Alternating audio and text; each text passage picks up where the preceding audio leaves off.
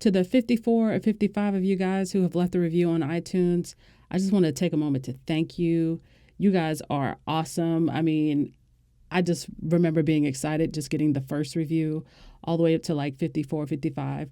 Let's try to get to 100. So if you haven't left the review and you enjoy the podcast or you tune in every week, just take a moment to do that on your device or really any platform that you listen to the podcast on. Most people are leaving their reviews on iTunes. So I really appreciate you guys. And as always, thanks for tuning in. Thanks for being really the best fan base that I've ever been a part of, and just being an overall wonderful community. So on the road to 100 reviews, thank you guys so much, and let's get on with the show.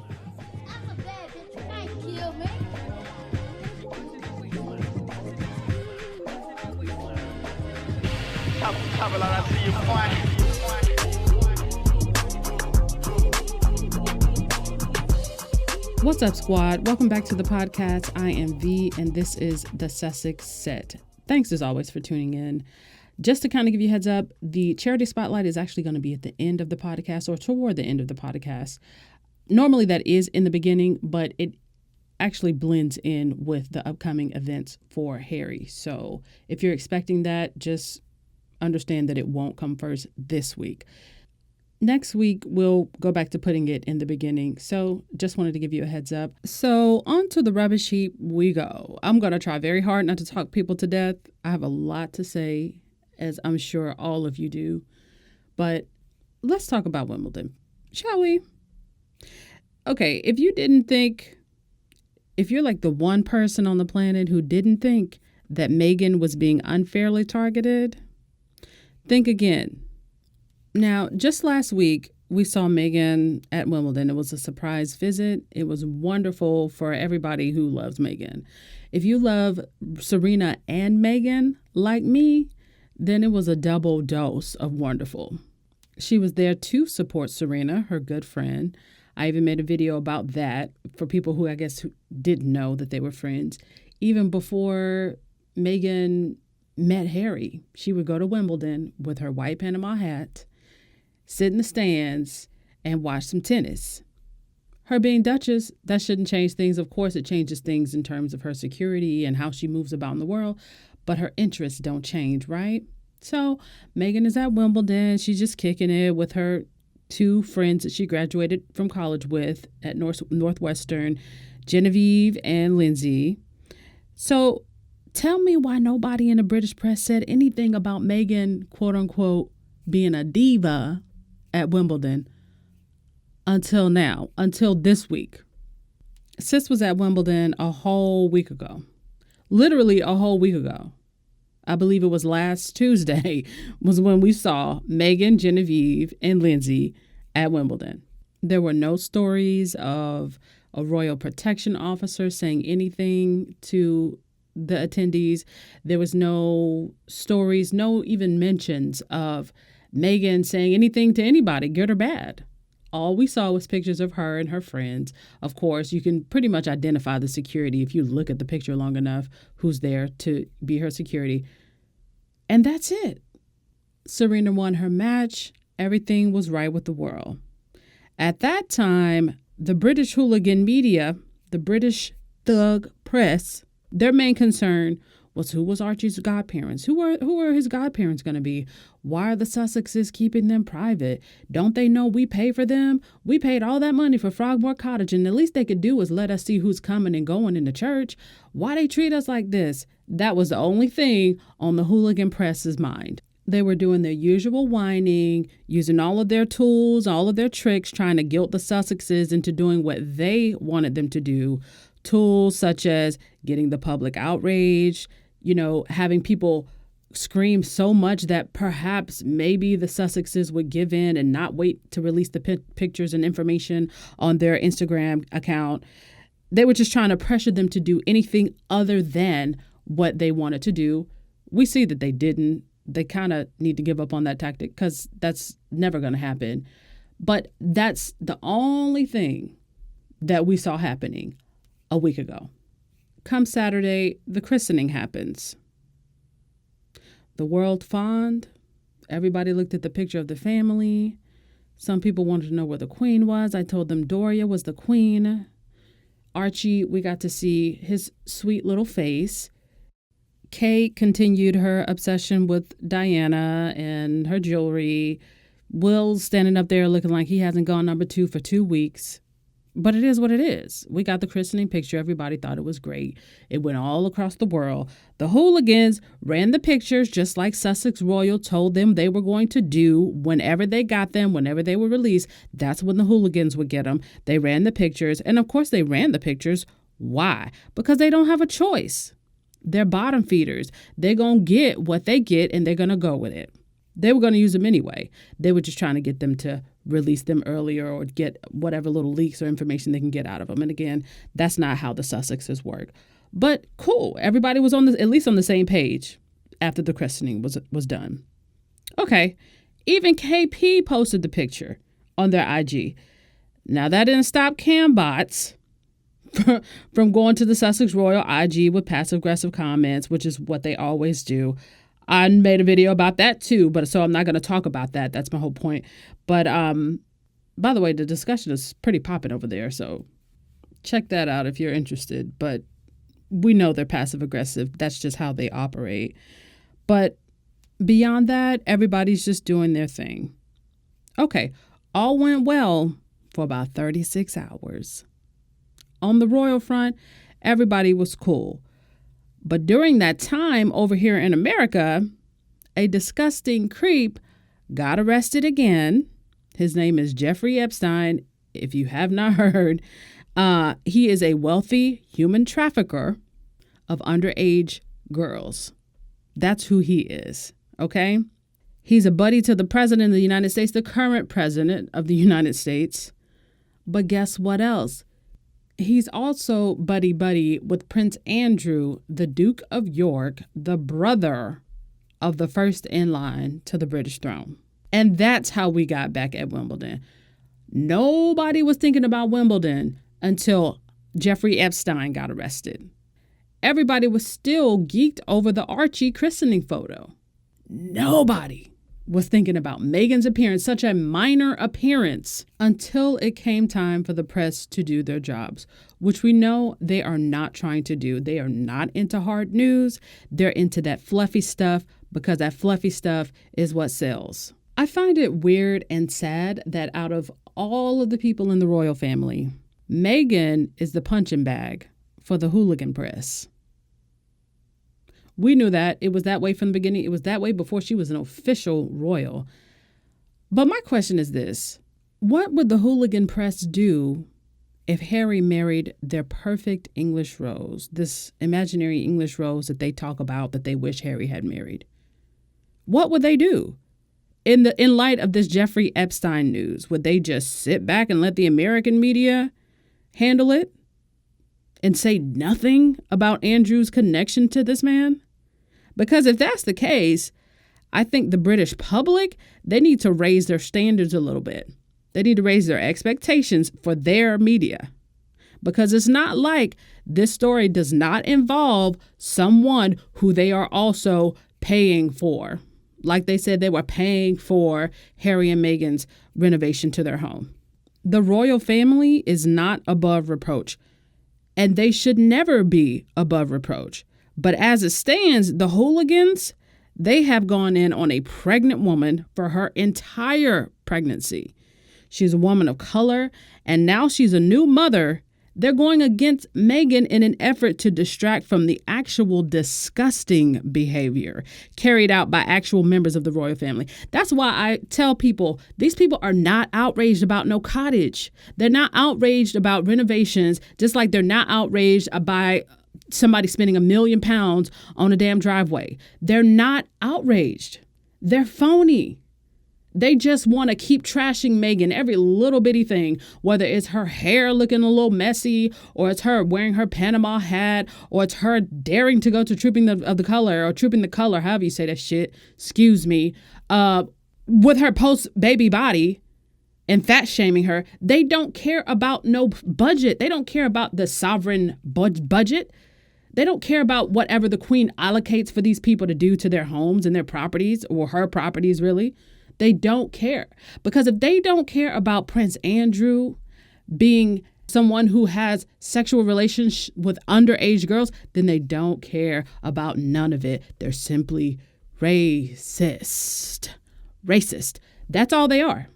And I know people write me all the time and they say, well, you shouldn't say things are racist. You shouldn't be so quick to say that, because when something is actually racist, it's not just because Meghan is black. When someone is actually racist toward her, nobody's going to believe it, because it's like you're crying wolf. To those people, please stop writing me. Just stop writing me. Just don't even come my direction, because you're clearly not paying attention. It's not about the individual things that people pick on Meghan for. It's about the whole thing. It's about the whole movement to not let up on her. Because of this week it's Wimbledon, next week I assure you it's going to be something else. The media has been smearing Meghan since the Oceania tour. And typically, again, it's been minor things, petty things. And I've always said that cumulatively, they have a dangerous, dangerous impact. Individually, though, each one of them are quite stupid, like the incense in the church, or Meghan waking up at 5 a.m. and sending emoji texts to people. Stupid stuff like that. But since the Oceania tour, there have been 2 major smear campaigns against Meghan. Just Meghan. Nobody else, not even Harry. Just Meghan. So you may remember this. Smear campaign number 1. The first one was when Willard supposedly cheated on his wife with a married woman and supposed friend Rose Hanbury. I'm saying that with a American accent. So the girl from Chumley, the Chumleys girl. She lives in Houghton Hall. She live out there in the turnips with all the other toffs. Okay. William was allegedly smashing her cheeks. And the word on the street was that Kate wanted her, quote unquote, phased out of their social circle. The tea is Rose heard about it. She said, girl, you tried me. And she went anonymously to the media and leaked to the media that William was hitting that. That's the word on the street. So that story began catching momentum. And if you recall, Bill threatened to sue because his human rights was violated. That's what he said, which is a crock of BS. Okay. Even though they weren't violated, he releases this statement through his lawyers. That's overkill. And that's a sign that, what are you trying to hide? Especially when we're talking about a family whose motto is never complain, never explain. Okay, well, that's a huge complaint. That's the biggest way to complain, is to threaten somebody with a lawsuit. So then Dick K put out a story gushing about the Cambridges and how Bill just loves his wife and how loving he is toward his wife and how happy they are as a couple, trying so hard to dismiss any of the previous rumors that had made it to the news that week. And they really didn't splash onto nobody's front page. It was just a little rumbling of something. But like the overkill reaction, it says something is there. So in my mind, all of the reactions to that confirmed the rumors. For me, I have no way of knowing. But, I've been around for a little bit and I can see when something is trying to be covered up. So in my mind, that was confirmed, especially by me being a newly licensed body language expert. The vibe between William and Kate is cold as ice. They don't have a warm connection that we see with Harry and Meghan. No shade to them. Some people don't, and it works for them. But they definitely got some ice between them. Even before we even knew who Rose Hanbury was. Kate is his breeder. He's locked into a life that he does not want.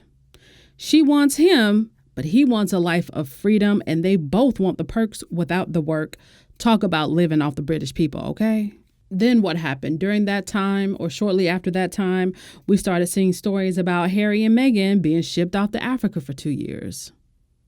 We had talk about them somehow overshadowing the main couple, which, by the way, is not hard to do given the circumstances.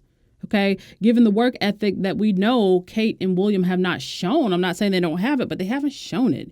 In damn near decade, they have not shown that. So it's not hard to overshadow them. Meghan was even on maternity leave.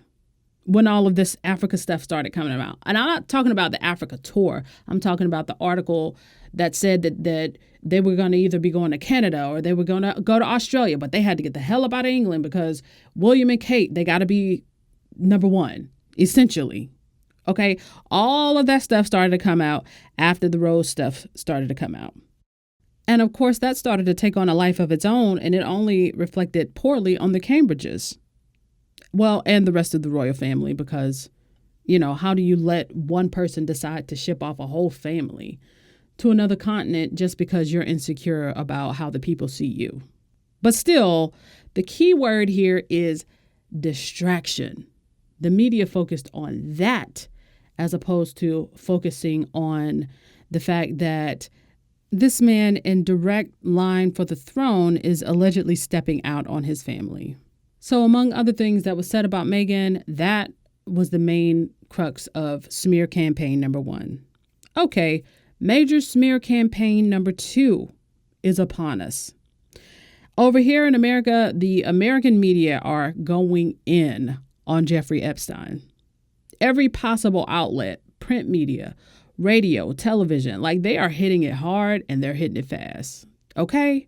So I understand that it should be a big story here. He is an American. He has upper level, high level connections all the way up to the president of the United States. But because of the connection to Prince Andrew, shouldn't that be a big story in Britain also? Andrew sleeping with underage girls supplied to him by Jeffrey Epstein. Prince Andrew should be the story.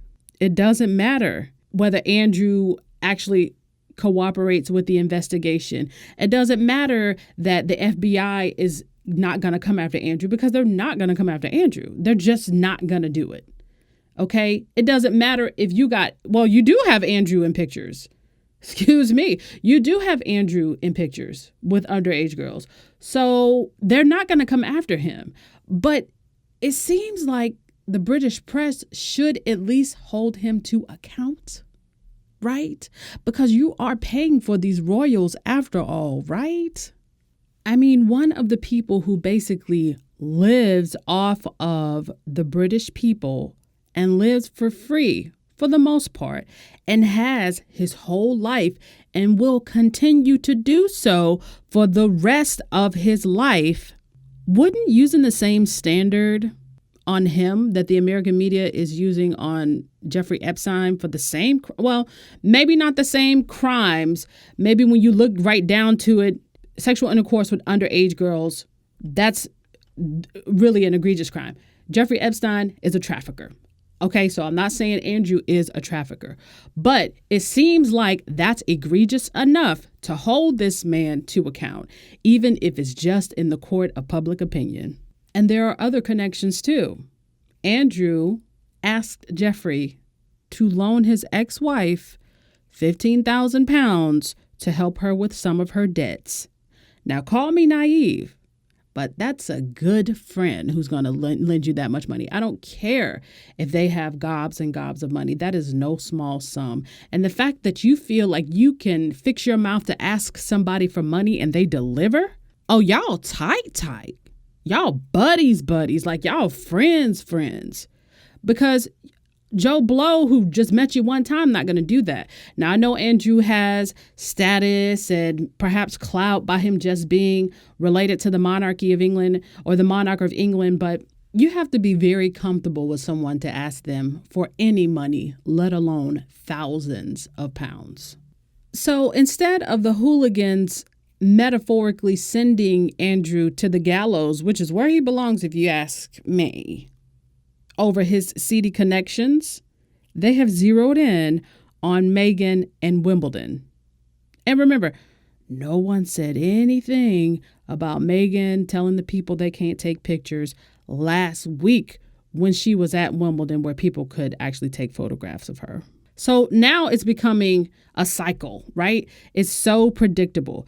And it doesn't matter if Meghan is indoors or outdoors. They're either going to find a problem, find something to criticize her for, use her as the main distraction to not do their jobs.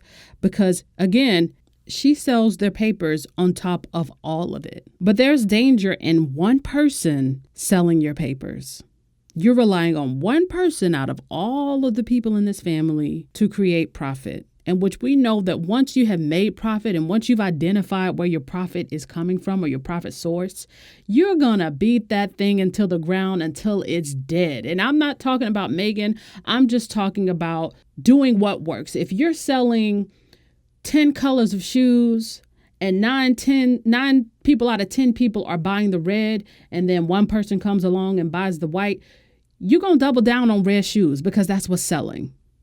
And here lately, this is the first time that I've actually wondered now what the hell Meghan got herself into.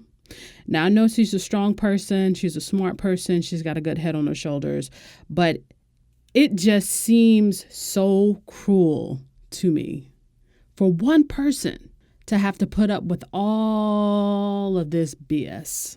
For a time period, Princess Diana was the only one selling these people's papers. And the machine that is the hooligan British media, the British tabloid press, they ate her up. And I really hate this theme with all my heart, but it can't be ignored. We saw what happened. We all saw what happened. They relied on that poor woman. The machine relied on that poor woman. They were greedy. And so when the machine is no longer human and all it seeks is profit, then they no longer recognize people's humanity. Does that make sense? Because that's what I feel like I'm witnessing right now. And it's because the machine itself isn't human. So when all they see is pounds and dollar signs, then that's when something terrible could happen. And when it does happen, they never blame themselves. You can count on that. They're never going to blame themselves. Yet, they will stoke all the flames. They'll pour all the gasoline on the fire until, kaboom, up she goes. Because the higher the flames, usually the greater the profits. And some of these people, they're trying to become millionaires. Listen to what I'm saying. They're trying to become millionaires off of Meghan Markle. That's what they're trying to do. Diana created millionaires. Now, I know the media was a little bit different, and maybe a photo could command more way back in the day than it could now because of the internet and photos spread so quickly. That's why they're so mad at Harry and Meghan, because they only share their photos on Sussex Royal or a place like the polo match when everybody's going to be there. You know, so it's not any eager competition. They were in much more danger, if you ask me, when they were still at Kensington Palace because there were so many people that they could not trust. But these people, they know what that culture is over there. And it's kind of like what it is over here, you could say, but it's just not as nasty, it feels like, because we have a precedent here. We have Princess Diana and the danger of what happened with her. We see that we see the recipe for that. I won't say we see it playing out because I'm not going to speak that over Meghan, but the British media is right at the center of it. And speaking of Diana, again, why were they chasing her? Why else did they hatch a plan to escape the paparazzi? And I'm talking about Diana and her party. They hatched a whole plan to take a different exit, to escape the photographers and the people on the motorcycles. Why? Because they didn't want the picture taken. And I imagine that one could get a little joy out of keeping people from making money off of you. And in the case of Harry and Meghan, to keep people from making money off of your child. But ultimately, what happened? They hunted that woman like prey. And when she needed help the most, they were taking pictures of her in distress. These people are not human because they are willingly signing up to be a part of a machine that is simply not human. They can say what they want about Harry being mean to them. All of a sudden, since Meghan came along, trying to guilt him into giving them access. But Harry has not forgotten what these types of people did to his mother. He was not a toddler. That boy was old enough to remember. Just thank God there was no Google and Twitter around when that happened to his mom. But he's old enough to remember. And those were his formative years. So his opinion of the press, it's solidified at this point, and it's as low as it ever was. And so because the media hooligans in England, and I'm speaking of the same thugs who hound Meghan because they refuse to give us any coverage on Andrew, they focus on Meghan. We can only assume that this is a smear campaign. And for some reason, the British press are afraid of the truth. They're afraid to go digging, I guess because they're afraid of whatever repercussions that they may face or they think they'll face, and their access to the other royals that they have access to will be cut off or something. But all I know is they're not focusing on it. They're basically deliberately looking the other way, and they're zeroing in on the person who's been their punching bag all along. So the story coming out of Meghan's Wimbledon visit was that Meghan or her protection officer told people who were trying to take pictures of them that please don't take pictures of her. She's here in a private capacity. So knock it off. Let my Duchess live. First and foremost, the world sports press was already in the building taking pictures of Serena Jamaica Williams because she's no small name either. That's why Meghan was there. So they were already there. And I'm sure they were ecstatic to see Meghan walking on in because during their match, that means that they can, when Serena's switching the side of the court or taking a break between games or sets, they can just pivot to the left and take some pictures of Meghan and make some more profit. At least they were already there in a professional capacity. They didn't go hunting Meghan. They didn't go hounding her for access or anything like that. They are simply there with their good camera lenses. So people were going to be taking pictures of her anyway. That's my point. So it makes no sense for either her or her royal protection officer to tell people no pictures because her picture was going to be taken. Never mind the thousands of people who are already there with their cell phones. Okay? So the claim that Meghan said no pictures to anybody just falls flat on its face. Just with that alone. But again, the established narrative is that Meghan is a diva. Yet we see a photo of a man and he is taking a selfie by all appearances. Okay, because truthfully, you can Photoshop anything these days. But I'm going to go ahead and say he was taking a selfie because people take pictures of the court all the time when they're there. I did that all the time at the U.S. Open when I went to the U.S. Open and I lived in New York. So, okay, even if the man is taking a selfie, that man is very close to Meghan. And from her side of his camera or his phone, she don't know that he's taking a selfie. He might have told them, but he could have been lying just so he can get an up-close picture of Meghan and her friends. You know, you even see the people sitting behind them. One of them is the royal protection officer, and I guess another person might just be someone on her staff or maybe a friend. I don't know. But they even feel uncomfortable with that man being so close and essentially jamming his phone in their faces. So, selfie or not, the man was too close. Some of y'all might remember somebody threatened Harry. So imagine somebody getting that close to Harry after they threatened him. 2 people are in prison right now for threatening this man's life and calling him a race traitor for marrying the woman in question. Okay?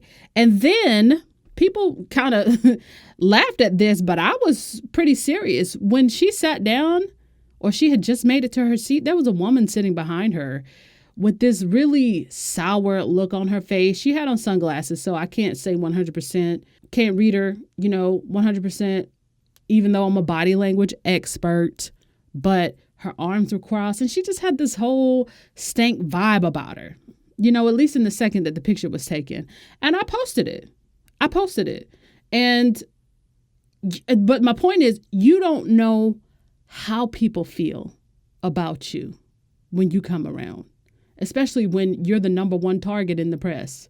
In conjunction with the fact that people have already made threats against them, this man is all up in their grill. People may be giving her the stank eye just because she wants to enjoy a tennis match. You just have to protect these people. There's a reason why when they go places and with regard to their homes and their properties, most of the budget is dedicated to security. There is a reason for that. And you might also remember that Meghan flew all the way to New York for her baby shower.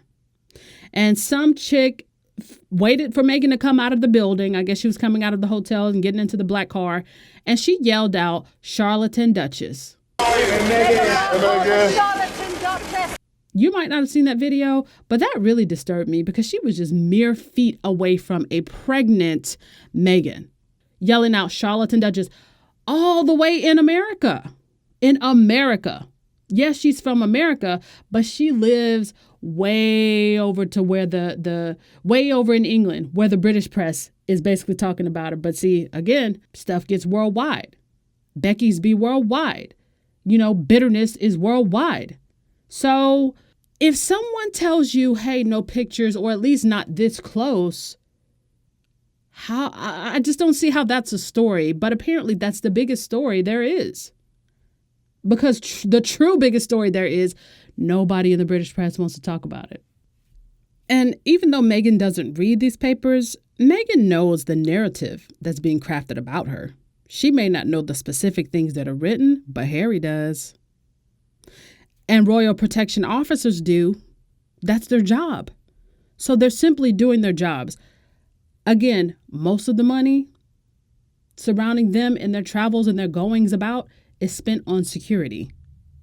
The diva narrative is just too irresistible, isn't it? Especially when that's your perfect opportunity to not talk about the real news concerning the British prince's involvement in the exploitation of minors.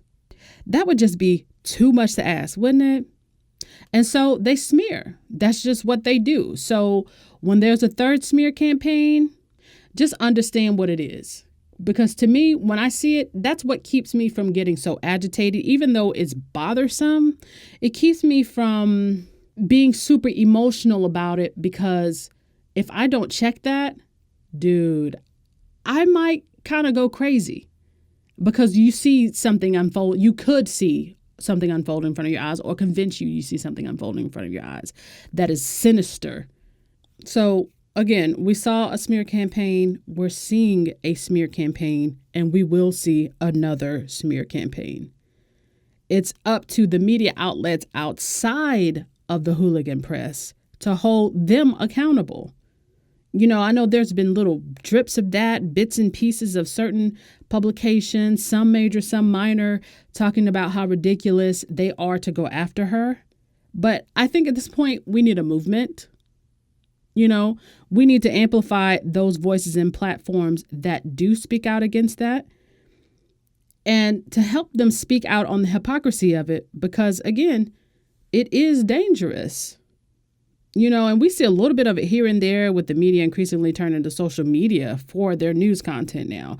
But I think this is a perfect opportunity to try to get legitimate news sources to hop on this. We see tweets here and there. I saw a couple of tweets of some verified people. And I also saw a video of an Australian news show just basically saying how this Wimbledon smear was just utter BS. Slammed after refusing to have photos taken with punters at Wimbledon. Security guards reportedly told onlookers not to take snaps with the Duchess, who was there to watch her close friend Serena Williams play. Joe, Meghan has a lot of privileges in her position. What do you think about this? I think that's not true. It's actually not true. I wrote this story this morning and I went onto one of our news sites and there are multiple pictures of people taking photos of her, including a gorgeous one where she was greeting a little boy dressed in the American flag, and about 16 people were taking photos of her. There's one photo where a guy's totally in her face. I think he's standing on the court. And she's not even taking a photo of her, she's taking a selfie. And security is trying to move them on. I mean, Meghan is being slammed and shamed again for something that is completely Oh my God. The other photo shows you very accommodating, very friendly, and happy. Photo taken. Sandy, apparently this is one woman that was told by security to stop taking photos. But also the empty seats around the Duchess got criticism. What do you think? Look, the poor woman, she's damned if she does and damned if she doesn't, isn't she? It's almost that we're feeding this frenzy of Meghan haters. And I really think, this woman does have a right to privacy to a certain degree. She is a public figure, and there are times where I think she's allowed to say, I don't want to go further with these photographs, or I don't want the intrusiveness. I've done my time. I've paid the little boy. I saw those photos as well. I've given the public some of their information, some opportunity, and now it's my time. I think that's quite reasonable. And stop comparing her to Kate. So Kate went and watched a to match on court 14. There's no members section or court or royal box there. So of course she was sitting with all of the punters. But how much would we have loved those 3 spare seats? Anyway, we have... But the tweet that I saw, which was, to me, it was just great because at least somebody who's verified is talking about it, was from Tom Lorenzo. And I'll just read it. It says, starting to think a faux Meghan scandal is getting trotted out every time the family faces a bit of a sticky wicket. By the way, how's Prince Andrew doing these days? Interesting bit about these Meghan scandals. How obvious it is that they're not going to play out like the hit pieces against Fergie or any of Margaret's men. It's traditional to use the sparest spouse this way, but the American press, not to mention women of color, are way invested in this one. Dora Milaje is right. Continuing, this always brings up the question of how self-aware the British royal family actually are.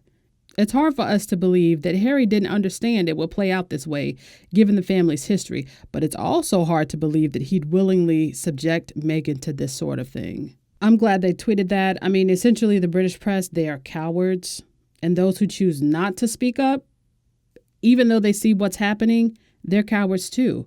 And by definition, the British royal family as a whole, they're cowards. I'm going to put it that way simply because I don't want to say anything worse. I think that's a pretty bad thing to say about somebody. But if the shoe fits, you know what I'm saying? They're not saying anything, but they would rather speak up about Kate's hair extensions than to actually speak up about the health of a newborn child while the press is bullying a pregnant Meghan. Do you see it? So, and I will say this, in Harry's defense, he did speak up in 2016. And I will say he did let her know, hey, this is going to be a little bit different. He said something in an official capacity. And I think if Harry were to do that every single time the British press began to, knock his wife and try to pick her apart as we're seeing them do, that would lose its punch. Just being real, I think that would lose its punch.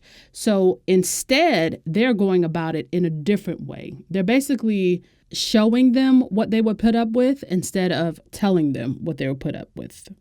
And again, a lot has to be said for what has been done. The 2016 statement, yes, that was nearly 3 years ago, but it's on the record. So nobody can say that he doesn't feel strongly about this.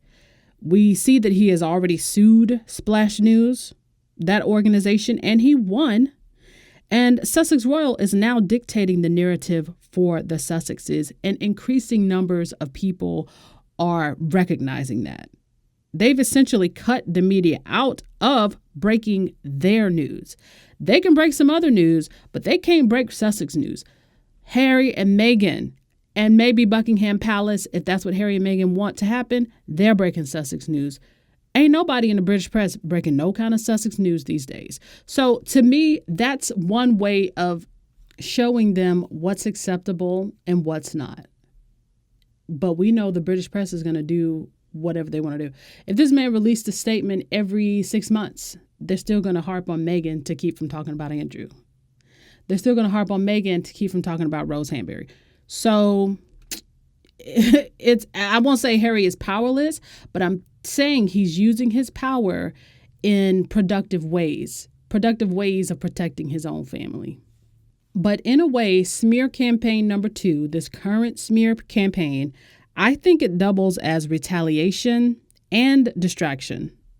And the media is all too happy to play into all of that. And so is the royal family, because who are they protecting? Somebody within their ranks that's been there for decades. It doesn't even matter that he's not really in line for the throne. And this is why I say I will never trust the royal family as a whole. At times, it seems like they're soulless. And sometimes there's nothing noble about the institution. Nothing. And underneath it all, you can argue that this family is as terrible as many of their critics might think. I'm not saying they are. But there are instances throughout their history where they have been, if not worse, And so in an effort to keep themselves relevant, they work in tandem to tear certain people down. Never the right people, because if you ask me, they should be throwing Andrew to the wolves right now. After all, This is the same monarchy that turned their backs when their cousin in Russia and his family, let's call him Cousin Nicky, who was German by blood, because they all are still, they turned their back on this man when he and his family were escorted to a basement in the home where they were currently living, and they were shot down like dogs. Granted, he wasn't the best leader of his country, Tsar. He was not the best. He didn't listen to his people, but he asked his cousin, the King of England, for asylum in his country. You know what the king said? New phone, who it is? I don't know you. That's exactly what happened, you know? And you know what else they did to basically consolidate those murders? They changed the style of the monarchy. They changed the style from Saxe-Coburg-Gotha to Windsor as a way of distancing themselves from all of those past monarchies, all of those monarchies that fell to the hands of the people. England didn't fall. And when they changed their name, they were essentially saying, we don't care what happens to y'all. We ain't going nowhere. And if that means we will keep our mouths closed when our kin is being murdered, then so be it. Let that sink in, people. This is well documented in history.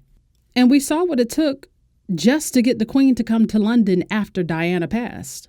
Despite the love pouring in the streets and people grieving all over London, basically, the Queen and Philip wanted to send her off to a funeral home and turn her over to her family. It was Charles, out of guilt, mind you, but it was Charles who demanded of his mother to give Diana, the Queen of Hearts, the homegoing she deserved, which was a state funeral, because that's what she earned. She helped keep the royal family relevant too during her time. But let historians tell it, the royal family doesn't like when people stand out or overshadow the duds who are in the direct line for the throne or outshine the institution altogether. Diana's life did a lot for that institution. And sadly, her death did too. But it was only because of the life that she lived. You know what I'm saying? But people have not forgotten how she was treated in life or death. People have not forgotten that the Queen didn't want to come to London to honor Diana. People have not forgotten how they shunned her for speaking the truth. She even went on record to say that the institution doesn't like strong women, women who know themselves and, dare I say, are self-actualized thinking women. She said very plainly that those women are a threat. Now, that self-described woman, a self-described actual feminist, is in their ranks, and she's the most popular one of them all, and she's a foreigner. They have no interest in protecting her. That's just not how it goes historically, I guess. And I'm talking about the institution. I'm not even talking about the press. I'm not saying they actively desire to see Meghan's downfall, but they're sitting on their hands. And in today's day and age, their silence could very well be one of the nails in the coffin marking the death of this institution. Like, for real, like, they better wake the hell up because times done changed. And speaking of cousin Nicky up in Russia, he didn't realize that times were changing and he didn't adapt. They were changing faster in Russia than they were changing in England. Those changes were about to come to England because people were really up in their feelings and they didn't like the monarchy even way back then. You know, it was a big enough portion of the population were speaking out and actually being heard that they didn't like the monarchy. But they were moving quick in Russia. And he didn't change with the times, you know. And I think an institution like the British royal family, they may think, oh, wow, we've been around this time. We're one of the only ones that are left. We're definitely the main one. Look at all our Commonwealth countries. And there might be a sense of invincibility that's going along with that. But things change faster than people think they will. So they better wake the hell up, because if something happens to this woman or that child or even Harry, they better quadruple their security budget because people will storm them fucking gates. And that's on period. And again, I'm not speaking that over their lives because I think words have power. But just know, people have not forgotten about Diana. Diana is recent history. And we see so many parallels now. So Meghan is a self-made American woman of color. I feel as though Meghan will rise through it all. In fact, she has no choice but to prevail. And of course, we're behind her 1,000%. Because we recognize the double standard. We recognize the passive aggressiveness. We recognize the complicity of your royal relatives. We recognize the jealousy and envy of your white American relatives, Meghan. We recognize the threat to your mental health. And we're grateful that you have a strong character, but it's still a threat to your mental health over time. And we also recognize that they want you to slip up and for you to come out of character. They're just waiting on that.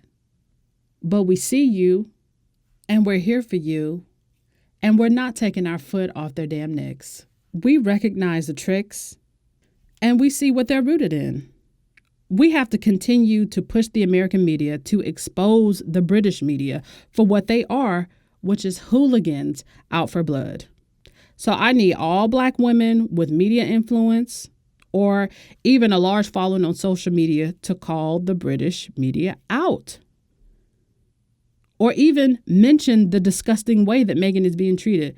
I need those people who have spoken out to continue to speak out because I feel like there's strength in numbers and nothing will change if everybody sits back and assume that someone else will say something about it or do something about it. And Meghan may even be seen as a Teflon Duchess. But again, she has feelings too. Words hurt her too. Still, though, she will rise through it all because her character is noble and she will never fold. And neither will we. That's why I love the Invictus poem so much. The poem that gets a lot of people through very dark times, including Madiba, Nelson Mandela. The human spirit, to me, the human spirit isn't served by darkness. Instead, it's served by the fire that burns within it. And sometimes you don't realize that fire is still burning until everything around you is dark. You see what I'm saying? Sometimes that's when you really shine. So let me read that Hensley poem right now because I think a lot of people maybe need to hear it. If you haven't heard it before or if you haven't read it in a long time, I just want to read it because it's also something that is special to me, even though, as I mentioned, and I think in one of the previous episodes, this poem is the poem that gives the Invictus Games its name.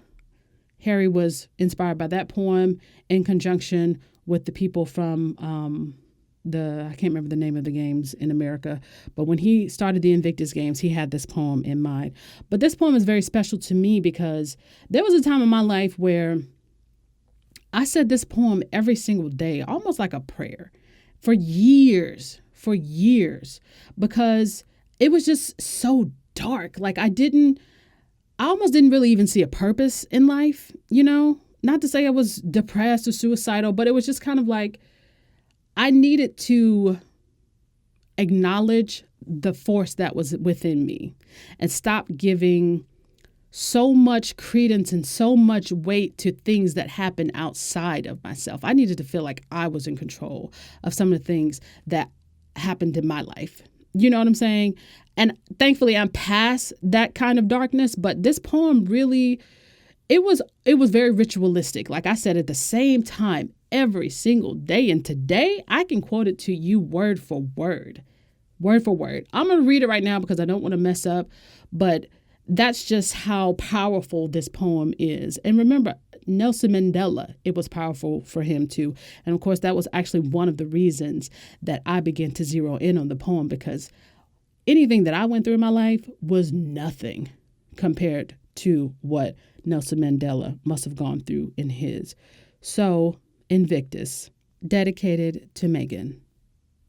Out of the night that covers me, black as the pit from pole to pole, I thank whatever gods may be for my unconquerable soul.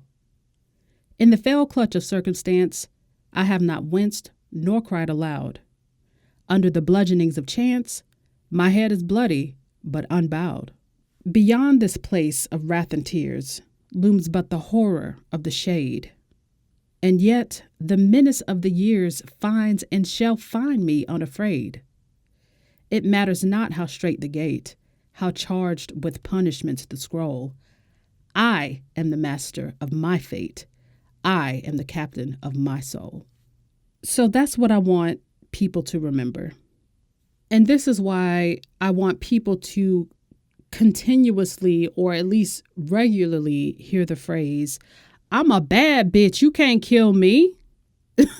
I know I took a turn from classic literature to hood wisdom, but the theme is still the same. Okay? It's because Meghan cannot be put away.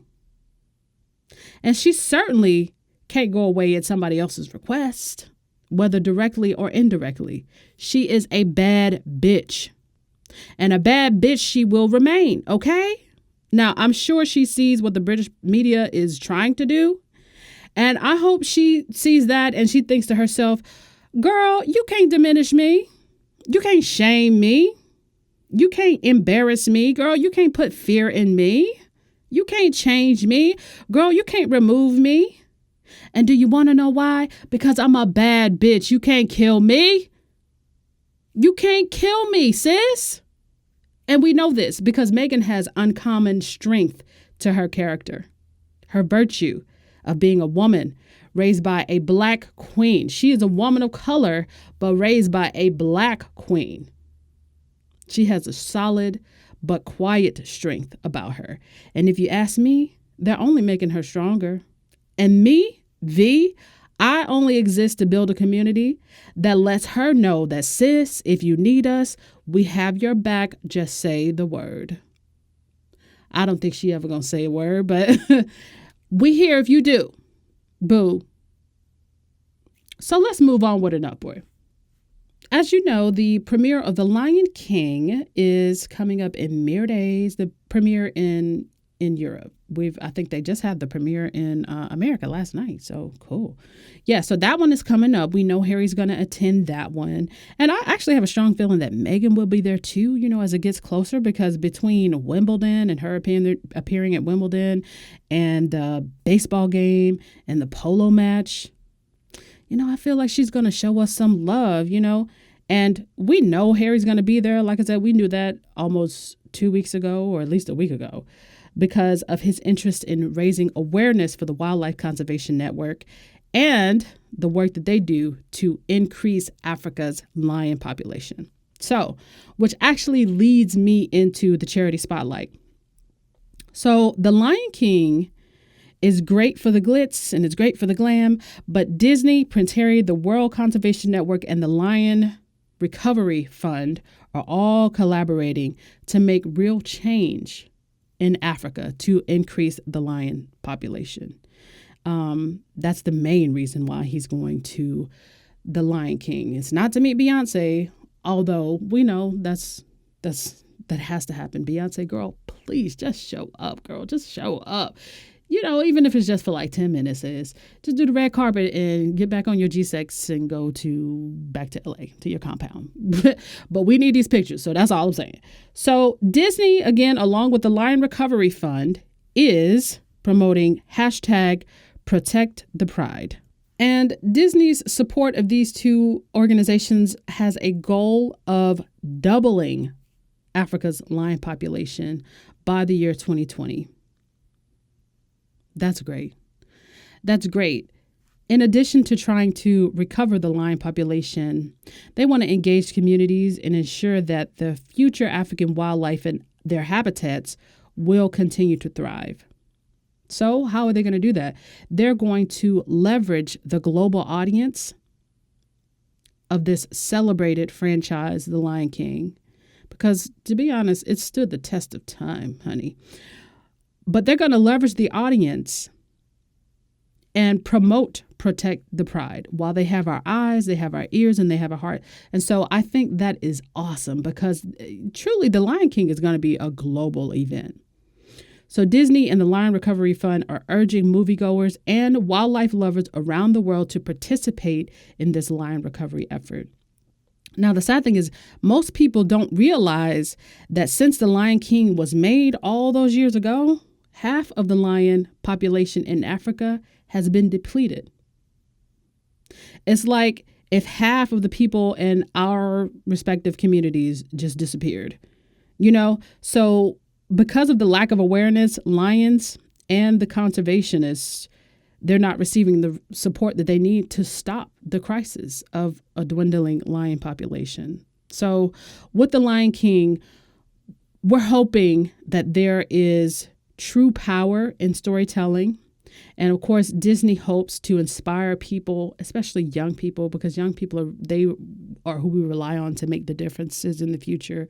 But we have to make one now to inspire people around the world and to get people to focus their time maybe and their resources toward the Lion Recovery Fund and the Wildlife Conservation Network. And for us to just all do our part to get those lion population numbers back up where they belong. So awesome, Disney. I think that is so awesome to just leverage this moment in time and to use it for good, because it's easy to just see the Lion King and say, oh, that's great, because we anthropomorphize wild animals a lot, so we kind of start to see them as human when really they're just animals out here in the wild trying to live like the rest of us. Big up to Disney for using this moment. And so lions are, to me, they're among the world's most regal animals.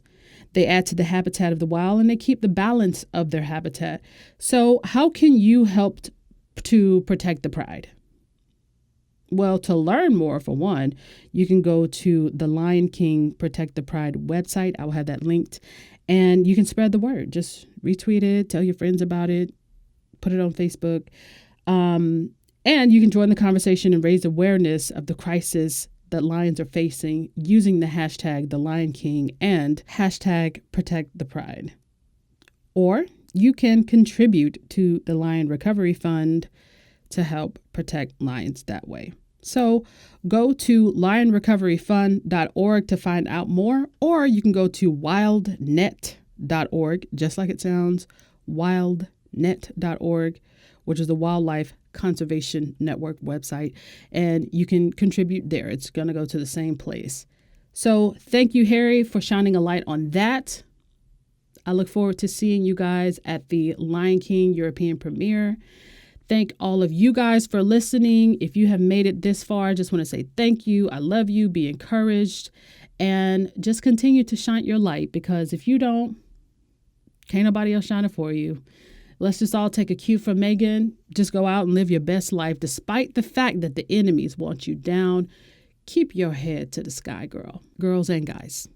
Okay? Until next time, peace. I'm a bad bitch. You can't kill me. Women need a seat at the table. They need an invitation to be seated there. And in some cases, where this isn't available, well, then you know what? Then they need to create their own table.